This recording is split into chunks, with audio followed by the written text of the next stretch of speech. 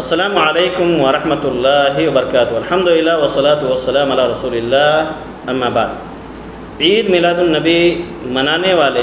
عقلی یا نقلی جتنی دلیلیں بھی بطور حجت پیش کرتے ہیں، اہل سنت والجماعت کے علماء نہایت ہی آسانی کے ساتھ اس کا رد کرتے ہیں، ساتھ ہی ساتھ انہیں بدعتی ہونے کا لقب بھی دیتے ہیں۔ مثال کے طور پر سورہ یونس کی 58 نمبر آیت ہے، قل بفضل اللہ وبرحمتہ فبذلک فلیفرحوا هو خیر مما یجمعون۔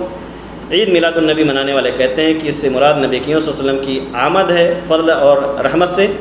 اہل سنت والجماعت کے علماء کہتے ہیں کہ عبداللہ ابن عباس رضی اللہ عنہما تو اس کی تفسیر میں کہتے ہیں کہ فضل سے مراد اسلام اور رحمت سے مراد قرآن ہے۔ اب سوال یہ پیدا ہوتا ہے کہ کیا عید میلاد النبی منانے والوں کے پاس ایک بھی ایسی دلیل نہیں جسے مان لیا جائے؟ نہیں، ان کے پاس دلیل ہے، بہت ہی بہترین دلیل ہے،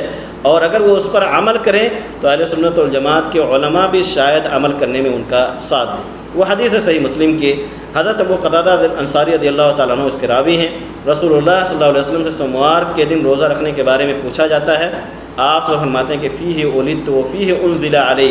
کہ یہ دن ایسا ہے جس میں میری ولادت ہوئی ہے اور اسی دن میرے اوپر قرآن کو نازل کیا گیا ہے۔ حضرت ابو ہریرہ رضی اللہ تعالیٰ عنہ کی ایک دوسری حدیث ہے سنن ترمذی کے اندر، وہ حدیث بھی صحیح ہے۔ سوموار اور جمعرات کے روزہ رکھنے کے بارے میں سوال کیا جاتا ہے، آپ کہتے ہیں کہ یہ دو دن ایسے ہیں جن میں بندوں کے اعمال اللہ رب العالمین کی بارگاہ میں پیش ہوتے ہیں، اور میں چاہتا ہوں فأحب أن يعرض عملی وأنا صائم، میں چاہتا ہوں کہ میرا عمل اس حال میں اللہ رب العالمین کی بارگاہ میں پیش کیا جائے کہ میں روزے سے رہوں۔ اگر عید میلاد النبی منانے والے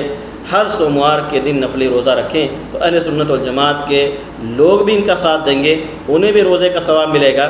ہم تو جو روزہ رکھیں گے وہ تین اسباب کی وجہ سے، ولادت، قرآن کا نزول اور بندوں کے اعمال اللہ رب العالمین کے بارگاہ میں پیش ہونے پر، اگر میلاد منانے والے چاہیں تو صرف میلاد کی نیت سے روزہ رکھ سکتے ہیں، اور ہر سوموار کے دن روزہ رکھیں، عبادت کا ثواب بھی ملے گا اور ساتھ ہی ساتھ وہ بدعت سے بھی بچ جائیں گے۔ بہت سارے عید میلاد النبی منانے والے اس کو بطور دلیل پیش بھی کرتے ہیں، لیکن وہ کہتے ہیں کہ دیکھو رسول اللہ صلی اللہ علیہ وسلم نے تو خوشی میں روزہ رکھا، ہم روزہ نہ رکھ کر کے ہم عید میلاد النبی مناتے ہیں، اور دن کو بدل کر کے وہ تاریخ سے جوڑ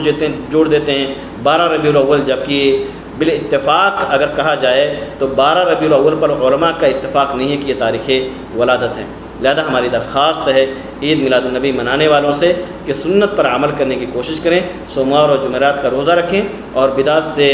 دور رہنے کی کوشش کریں، کیونکہ کسی بھی مسلمان کو یہ پسند نہیں کہ اس کا بھائی قیامت کے دن حوض کوثر کے پاس سحقن سحقن لمن غیر آبادی کہہ کر کے دھتکار دیا جائے۔ اللہ تعالیٰ سے دعا کریں کہ اللہ رب العالمین ہم سب کو